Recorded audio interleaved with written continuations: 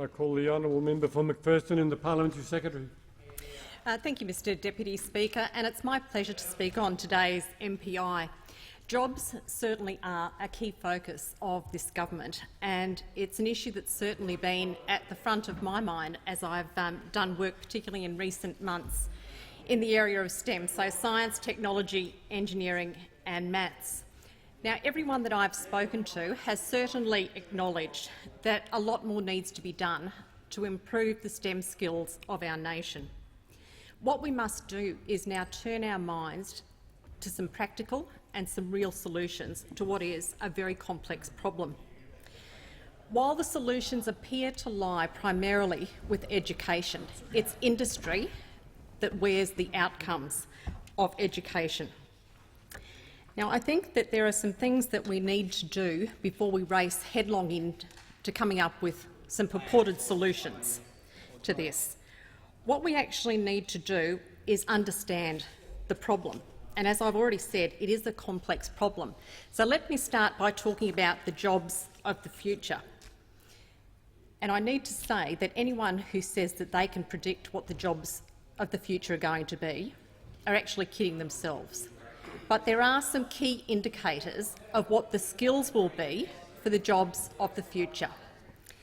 And those skills are the ability to analyse data. We are amassing enormous amounts of data, and we will need people in the future who understand how to analyse data.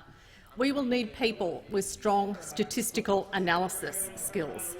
And we will also need people who have got skills in the area of computer coding. Now, if we further start to define the problem, we know that the issues are faced by those in the years 5 to 8. So our target age group are the 10-year-olds to the 14-year-olds. There is, however, a strong argument that we should be engaging much earlier, and there's already been reference to programs that are being run in kindergartens overseas, and Germany is certainly an example of where science is being introduced into kindergarten. Those programs are already being rolled out in Australia, and in Sydney alone there are over 40 centres that are currently introducing science into kindergarten. But we know that there's an issue that we need to address, which is the impacting of the influences of our students.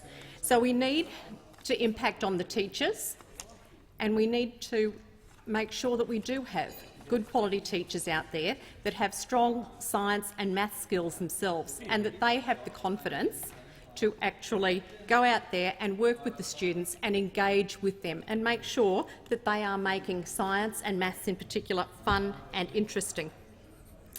We know that we have to engage with the parents, because parents are key influencers of their students and their children, and we need to make sure that the parents are engaged in building STEM futures for their children.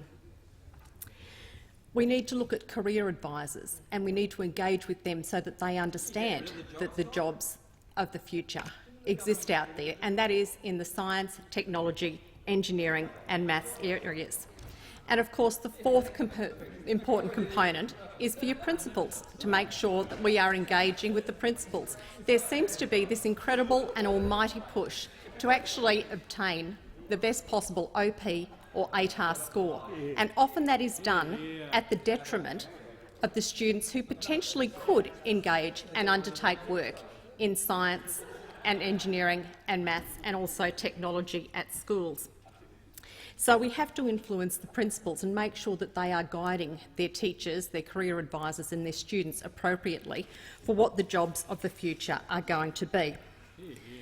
The problem is certainly complex, and there isn't just one magical fix for this. There is not just the one solution to this, and I think that it's incumbent on all of us here to be aware of the complexities of the issues and to be a little bit conscious of making sure that this is an issue that we shouldn't dismiss, that we shouldn't make light of, that we should actually listen to the views that are being put in this place and have a sensible debate about the way forward.